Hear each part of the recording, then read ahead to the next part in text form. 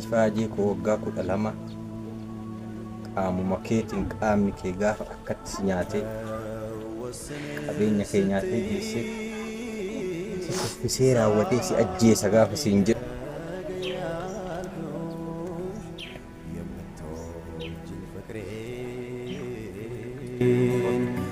Satu jas cekengkush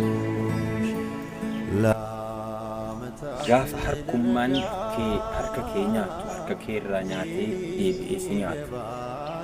Gaafa tiruun kee si barbadeessee si kuffisee si ajjeesuuf si barbaadu. Yaa bara akkana barri keessa jiru bara akkana. Ashama harka fuunee jirtu akkam naga keessanii faa keessanii. Faagii waggaa 12. Hedduu baay'ee habilii nama cabsa. Lama guutuu mana namaa dalagee niitii isaa wajjin ilma isaa akka meeshaatti biyya kaargoodhaan biyya galchee obboleessatti isaatti ergate wallaahi miliyoona 2 nyaatamee ka isa qarqaari malee ka naannaa ijaari jedhee manni inni keessa jiru isin argitan kana jechuudha manni inni keessa jiru. Waggaa 12 dhiisate waggaa 2 hammam nama miti yoo dalaydee waan dalaydee keessaa kan tugaltu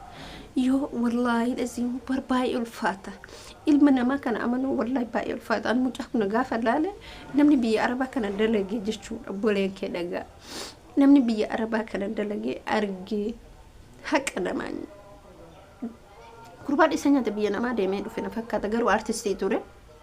hedduu takkanatti dhagame maaliif hojjettanii waggaa 12 umri isa guutuu biyya namaa dalagee mana kana jirutti gale.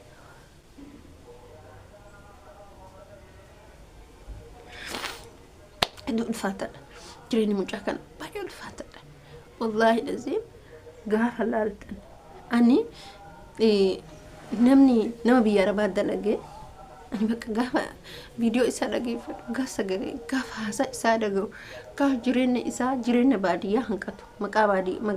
magaalaa keessa jiraata malee hedduu jireenyi isaa ulfaataadha. Obboleessa akkamiiti nama akkamiiti nama dadhabee biyyuma keessaa jiraatte ati otoo hin dadhabin otoo hin beelee otoo rakkoon tokko si mudatin qabeenya namaa dafqa namaa ittiin sirbifiifatee maal jedha niitiin isaa sun jechuudha niitiin gurbaa kana akkuma nu iman araba shinti beeti araba faaqaa turte udaan nama laaqaa turte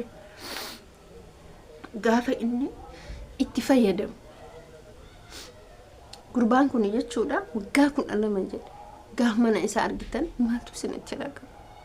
wallaahi hedduu takka bakka baay'ee jechuudha wallaahi lazii mana akka mataa keetti baay'ee natti dhaga'ama dhugaa dubbachuu maaliif jechuun hin beekna akka itti dalaynee finnu arrabsamnee jibbamnee hin beeloftu biyya arabaatitti suba garuu wanni gubaan ati argitu isa beela san caala oo'e akkasii qorri akkasii arrabni akkasii jibbaan akkasii si tuffachuun akkasii xiqqaatamuun akkasii jibbamuun akkasii kan hundumaa baanneetini duniyaa goodha ilmi namaa dhiiras ta'e dubartis ta'e garaatti daa'ima baattee mana namaa dalagaa turte niitiin isaa kun biyya arabaa teettee akka dubartii biyya arabaatitti ulfooftee kaatee gaafa ulfaatirraa manatti deebitee kana natti fidi kana godhi hin jettu garaatti baattee akkuma biyya kee keessatti dalaydu biyya namaatittis dalayta akkuma biyya kee keessatti dalaydu jechuudha biyya namaatittis dalayta gaafa biyya keetti hara baafannaa qabda yoo dadhabde waan kee keessaa hin teetta garuu namni barumsa isinii haa ta'u gurbaan kun ka isa ka mucaa kana nyaate kun obboleessa isaati tiruu isaa abbaan tokko haadhaan tokko Muddin Jamal jechuun artistiidha maqaadha artistiidha har'a inni artistummaan isaa kunillee waa faayidaa qaba miti namni artistii ta'eef miti artiin akkaataa qaba artistiin namaa quuqama artistiin sabaa quuqama biyyaa quuqama gurbaan kun obboleessa isaa tiruu isaatirra isa biyya arabaa taa'ee mana niitii wajjin biyya arabaa dalagatee waggaa 2 guutuu miliyoona 2 ka isa gargaaru malee dhaabee ka miliyoona 2 kun nama lamaan dalagati kana qaba waggaa 12 jechuun umrii isaa guutuudhaan ilma tokko gaaf argatee bar har ilmi isaa isaan qixa ijoollee waggaa 12 abbaan qixa haadhan qixa naman amanin rabbii kee malee ibaluu kiyya hin jedhin har'a nuti gaafa akkaawuntii baafadha onlaayinii irra hin danda'ama isiniin jennu san hin diddala garuu yeroo duraanii san sa'aatii mucaan kun deemu san otoo akkaawuntii isaa baafatee deeme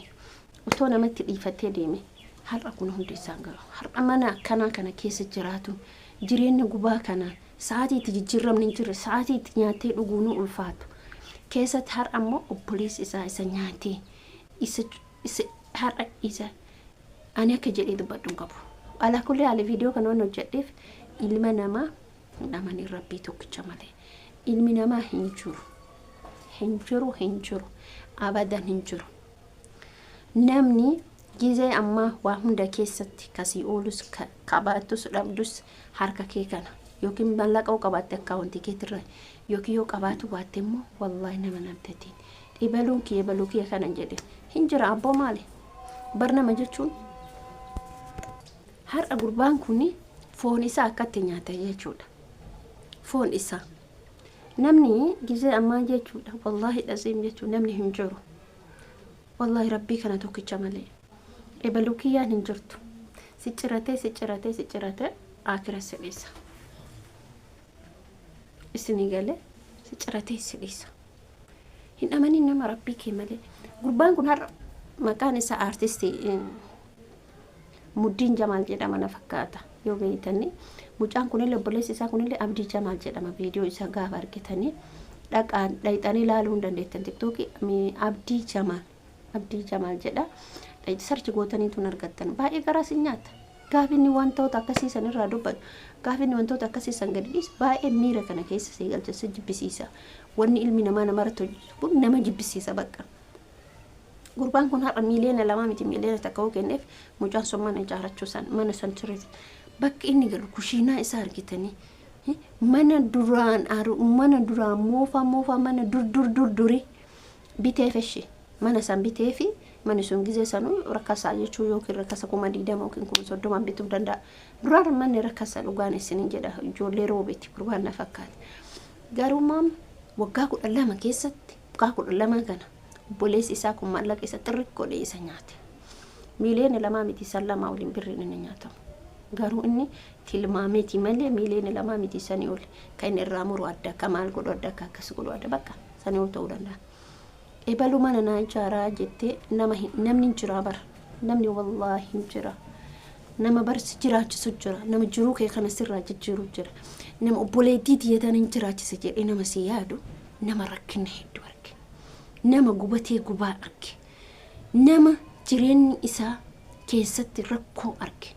namni rakkoon argine jireenyuma keetu gonkuma mallaqa kee har'allee fuutee odootitti kennite har'allee hoodhonaa hojjettee har'allee xirreessa jalaa godha inni kuni nama rakkoo argee hin beekne gurbaan kun